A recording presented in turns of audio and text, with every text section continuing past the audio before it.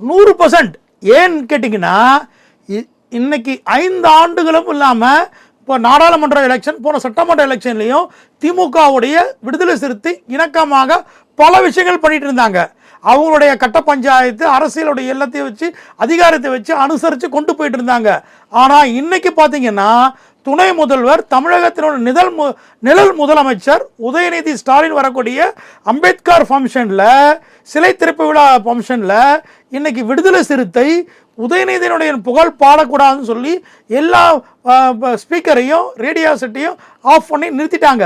ஏன் எல்லா ஒலிபெருக்கிகளும் காரணம் இன்னைக்கு விடுதலை சிறுத்தையோடு இருக்கக்கூடிய அனைத்து தொண்டர்களும் தன்னுடைய திருமாவளவனின் புகழையும் அம்பேத்கருடைய பாட்டு தான் போடணும்னு சொல்லி பெரிய இஷ்யூ பண்ணிட்டாங்க. ஒட்டுமொத்த கூட்டமே விடுதலை சிறுத்தை கூட்டம் திமுக கூட்டம் திராவிட கூட்டத்துக்கும் அங்கே பெரிய சலசலப்பு ஏற்பட்டு தள்ளுமுள்ளு ஏற்பட்டுச்சு. ஒட்டுமொத்த காவல்துறை உயர் அதிகாரிகள் ஏடிஜிபி ஐஜி லெவலில் இருந்து இன்னைக்கு அங்கே பேலன்ஸ் பண்ணி இன்னைக்கு அந்த கூட்டத்தை முடிச்சு வராங்க. இவ்வளோ நாள் இல்லாத ஒரு விஷயம் இன்னைக்கு விடுதலை சிறுத்தை கட்சிக்குள்ளேயே இது பரவிடுச்சு. அதனால தான் நம்ம வெளியே போகிறது நம்ம உரிமையை விட்டு கொடுக்கக்கூடாது அப்படின்றதுனால தான் இன்னைக்கு நிழல் முதலமைச்சர் உதயநிதியை இன்னைக்கு அச்சுறுத்தல் பண்ணியிருக்காங்க. இதுலேருந்து தெரியலையா விடுதலை சிறுத்தை வெளியே போக போகுதுன்றது பிரகாசமாக மக்களுக்கும் அனைவருக்கும் தெரியுது.